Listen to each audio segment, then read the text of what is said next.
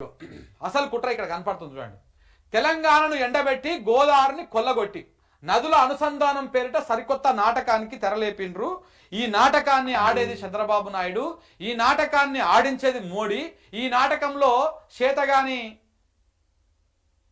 వ్యక్తి లెక్క బొమ్మ చూసుకుంటూ కూర్చున్నది మన రేవంత్ రెడ్డి గారు. తెలంగాణ ఆగమైపోని ఏమన్నా కానీ మోడీని పల్లెత్తి మాట అనలేడు, చంద్రబాబును పల్లెత్తి మాట అనలేదు. నువ్వు ముఖ్యమంత్రి అయితేంది, లొట్టపీస్ అవుతుంది, ఏమైతేందిగా తెలంగాణకి నువ్వు ఏ రకంగా కూడా ఉపయోగపడవు. ఇలా వీళ్ళు సరికొత్త నాటకాన్ని స్టార్ట్ చేసిరు. ఎట్లా స్టార్ట్ చేసిరో చూడండి. మన నీళ్లపైన మరో కుట్ర, ఢిల్లీ నుంచి హైదరాబాదు వయా అమరావతి. చక్రం తిప్పుతున్న చంద్రబాబు, తెర వెనక నుంచి ఆడిస్తున్న కేంద్రం. గోదావరి బనకచెర్ల లింకుకు 3000 కోట్లు కేటాయించేందుకు కేంద్రం కూడా అనుమతి ఇచ్చింది. 3000 కోట్లు. అసలు ఆ బనకచెర్ల అన్నటువంటి గోదావరి బనకచెర్ల అన్నటువంటి ప్రాజెక్టే ఒక అక్రమమైనటువంటి ప్రాజెక్టు. దానికి కేంద్రం 3000 కోట్ల రూపాయలు ఇచ్చేందుకు కూడా అనుమతి ఇచ్చిందంట. చూడండి, తెలంగాణ ప్రయోజనాలు వదిలేసి వంత వాడుతున్నటువంటి కాంగ్రెస్ సర్కార్. చేత కాదు కదా వీళ్ళకి, చేతనైతే కొట్లాడుదురు. వీళ్ళకి చేతనైతే 1969లోనే మన తెలంగాణ వచ్చేది. అసలు తెలంగాణ రాష్ట్రమే, హైదరాబాద్ స్టేటే ఏపీతోని కలవకుండా ఉంటుండే. మన నీళ్ల విషయంలో తెలంగాణ లొల్లి చేస్తుంటే ఈ కాంగ్రెస్ సన్నాసులు పదవులు పట్టుకొని ఏలాడిరు. మంత్రి పదవుల కోసము, పిసిసి పదవుల కోసము, ఆ సమైక్య పాలకులు వేసేటువంటి బిచ్చం కోసము నోరు తెరుచుకొని కూర్చున్నటువంటి చేతగాని దద్దమ్మలి కాంగ్రెస్ నాయకులు. అది తెలియని విషయం ఏముంది? తెలంగాణ ప్రజలందరికీ తెలిసే. అది జర ఉద్యమం తెలిసిన వాళ్ళందరికీ అర్థమవుతుంది. ఇది జర కొంత పడుచుపోరగాళ్ళకి మాత్రం అర్థం కాదు. ఇప్పుడు తెలుసుకోవాలి. ఈ కాంగ్రెస్ వాళ్ళు ఎన్నడూ జై తెలంగాణ అనలే, ఎన్నడూ కూడా తెలంగాణ కోసం ఉద్యమాలు చేయలే. ఉద్యమాలు చేసిన వాళ్ళని కొట్టిర్రు, కేసులు పెట్టించిర్రు, రక్తాలు గాతాడు కొట్టించిర్రు, టియర్ గ్యాసులు వేసిర్రు, ఇట్లా రకరకాలుగా ఇబ్బందులకు గురి చేసిర్రు. ఈ కాంగ్రెస్ వాళ్ళు ఎప్పుడు తెలంగాణకు అనుకూలంగా ఏం లేరు. ఇక గత్యంతరం లేక తెలంగాణను ఇచ్చారు.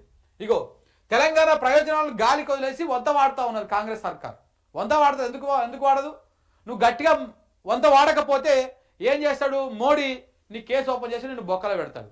చంద్రబాబు కూడా నీ కేసు ఓపెన్ చేసి బొక్కలో పెడతాడు. అందుకే రేవంత్ రెడ్డి కుక్కిల పేర్లు లెక్క ఉన్నాడు అనమాట. రాజకీయ దుర్నీతితో రాష్ట్రాన్ని, రైతాంగాన్ని బలిపెట్టేందుకు సిద్ధమవుతారు. రాష్ట్రం ఎటైపోతే మనకేంది, రైతాంగం ఎటైపోతే మనకేంది, వాళ్ళు సత్య మనకేంది, బతికితే మనకేంది? మన ఆస్తులు కాపాడుకోవడం కావాలి, మన పదవి కాపాడుకోవడం కావాలి, కేసులల్లో మనం ఇరుక్కోకుండా ఉండాలి. ఇది మాత్రమే మనకు కావాలి. ఏదట పోతేంది, ఏమైతేంది? ఇది మన కాంగ్రెస్ ప్రభుత్వ తరీక. అందులో భాగంగానే వరదాయినిపై వైఫల్య ముద్ర, మేడిగడ్డ బరాజును బలిపీఠం పైకి ఎక్కిస్తున్న వైనం. అది లేకుంటే నేరుగా పోలవరానికి ప్రణహిత నీళ్లు పోతాయి. ఉమ్మడి ఏపీలో 6 దశాబ్దాల పాటు అదే కుట్ర జరిగింది. ఇప్పుడు అదే చెప్తున్నా కదా నేను. మేడిగడ్డ అనేది దాన్ని బొందబెట్టాలి. మేడిగడ్డను బొందబెట్టేస్తే, మేడిగడ్డను మొత్తానికి కూలగొట్టేస్తే ఇక ప్రాణహిత నీళ్లను ఆపేటువంటి అవకాశం లేనేలేదు.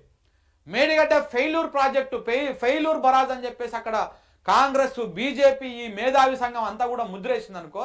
అప్పట్లో వి ప్రకాష్ గారు ఒక మాట చెప్పారు నా ఇంటర్వ్యూలో, చాలాసార్లు చెప్పారు. నాకు పర్సనల్ కూడా ఆయన చాలా విషయాలు షేర్ చేస్తారు.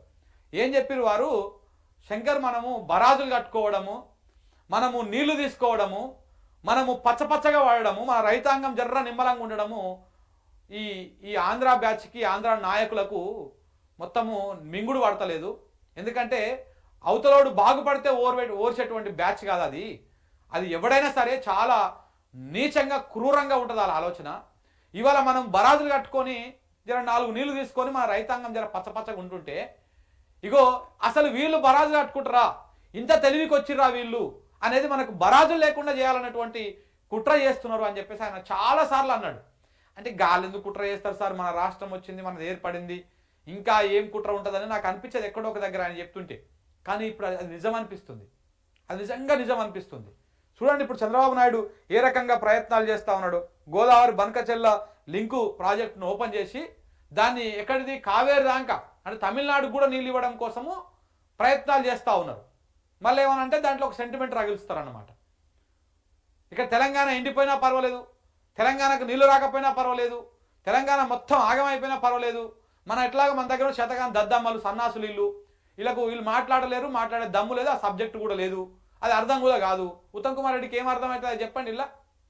ఆయన మాట్లాడేది పక్కన పిఏకని అర్థం అవుతుందా? అర్థం కాదు.